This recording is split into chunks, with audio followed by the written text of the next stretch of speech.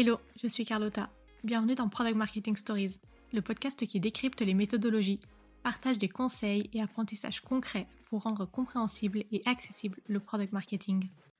Avec Product Marketing Decrypt, je déconstruis pour vous le jargon et expressions courantes du product marketing pour les rendre compréhensibles.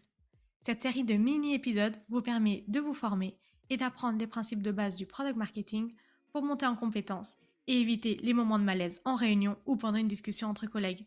Bref, cette discipline n'aura plus de secret pour vous. Et pour ceux qui baignent déjà dans le milieu, une petite piqûre de rappel, ça ne fait de mal à personne. C'est parti! Hello les amis, j'espère que vous allez bien. Pour ce nouvel épisode de Decrypt, nous allons aborder un sujet central pour bien faire son métier, que l'on soit PMM ou non. J'ai nommé la User Centricity. Autrement dit, le fait de mettre l'utilisateur au centre de sa réflexion. Je voulais commencer cet épisode de façon un peu différente, en vous disant ce que n'est pas la User Centricity, avec un petit exemple en bonus.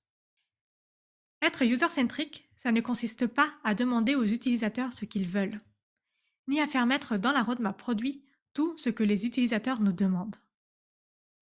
En fait, être user-centric, ce n'est pas être à la merci de ses clients. Un exemple assez parlant qui vient de la compagnie low cost que vous connaissez sûrement, Ryanair. La critique numéro 1 des utilisateurs concernait son mauvais service client et les frais de service qui étaient beaucoup trop élevés. Cependant, ils ont décidé de ne pas prendre en compte ces critiques pour rester alignés avec leur positionnement et ce qu'ils savent être le plus important pour leurs clients, à savoir des billets d'avion à bas prix. Ils savaient que s'ils s'attaquaient au sujet du service client et des frais de service, ils devraient revoir à la hausse le prix de leurs billets. Et donc, ils perdraient leur avantage concurrentiel et la raison pour laquelle les clients de Ryanair sont des clients de Ryanair. Car leurs promesses ne seraient plus tenues. Et finalement, ce parti pris ne leur a pas empêché de devenir pendant plusieurs années la plus grande compagnie aérienne d'Europe et aussi la compagnie la plus rentable. Tout ça, et c'est une longue introduction, je vous l'accorde, pour vous dire qu'être user-centric, ça ne signifie pas être user-led.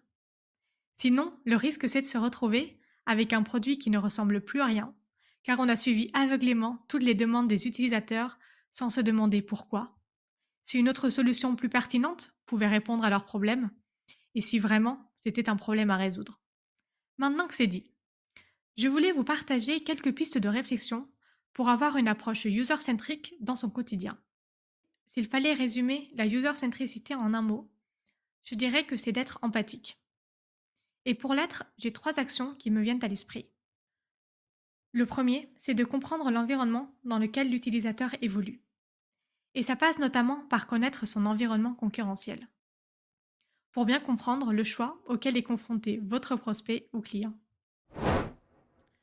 La deuxième action, c'est d'utiliser le même langage et vocabulaire que vos utilisateurs et que vos clients. Bref, de vos users et de vos buyer persona. Et donc, de ne pas utiliser notre jargon d'expert. D'où l'importance de travailler les messages et le storytelling pour intéresser votre cible. Et enfin, la troisième action, c'est de prendre des décisions qui ne vous plaisent pas à titre personnel. Et je pense que cette dernière action est la plus difficile, car elle consiste à mettre nos convictions d'experts et nos envies de côté, pour se mettre à la place des utilisateurs, car leurs envies et leurs besoins ne sont pas forcément les mêmes que les nôtres. Et pour ça, il faut connaître qui sont nos clients. Autrement, on risque de développer un produit qui ne répond pas aux attentes de nos utilisateurs. Il faut faire d'autant plus attention quand on est nous-mêmes des utilisateurs du produit, et c'est surtout le cas en B2C.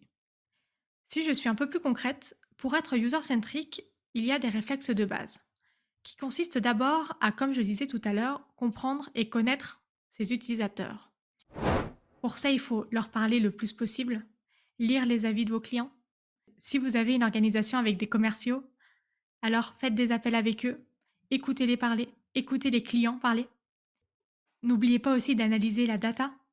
Quelles sont les caractéristiques de vos utilisateurs? Comment est-ce qu'ils utilisent votre produit? Bref, on l'oublie parfois, mais la data est vraiment une source d'information majeure. Essayez votre produit et les produits concurrents pour vous mettre à la place de vos utilisateurs. Et enfin, n'oubliez pas de toujours analyser et faire un mapping concurrentiel. Au-delà de comprendre et de connaître vos utilisateurs, c'est aussi primordial de les intégrer dans votre process de développement produit. Ça passe par faire du bêta-testing, à tester des messages, des contenus marketing avant un lancement officiel ou en A/B testing. Intégrer vos utilisateurs dans vos assets de communication en faisant notamment de l'UGC. Et aussi, n'oubliez pas d'évaluer le niveau de satisfaction de vos utilisateurs via le NPS. Pour conclure, être user-centric, ça revient finalement à savoir dire non à ses utilisateurs pour être en mesure de développer le produit qui réponde le mieux à ses besoins. C'est un peu contre-intuitif, je vous l'accorde. Et pour y arriver, il y a 4 prérequis. Le premier, c'est de construire un positionnement béton sur lequel on peut s'appuyer pour prendre des décisions. Le deuxième, c'est de connaître son client idéal. Le troisième, c'est de penser problème et non pas solution. Et enfin, le quatrième, c'est d'intégrer vos clients et vos utilisateurs le plus tôt possible dans votre process de développement produit. Bref, je ne sais pas vous, mais je suis convaincue qu'être user-centric, c'est bien plus qu'une compétence que l'on acquiert pour toujours. Pour moi, c'est un vrai état d'esprit, un apprentissage continu qui demande de la pratique et de la rigueur. C'est tout pour aujourd'hui. N'hésitez pas à me donner votre avis sur ce sujet par MP sur LinkedIn. Je suis curieuse de savoir ce que vous en pensez et je répondrai avec grand plaisir. À bientôt! Merci d'avoir écouté cet épisode jusqu'au bout. Si l'épisode t'a plu, n'hésite pas à le partager sur LinkedIn en me taguant. Tu peux aussi me soutenir en laissant un avis 5 étoiles sur Apple Podcast et me laisser un commentaire. Ton aide est précieuse pour m'aider à faire connaître Product Marketing Stories et aussi m'encourager à créer davantage de contenu. Alors merci!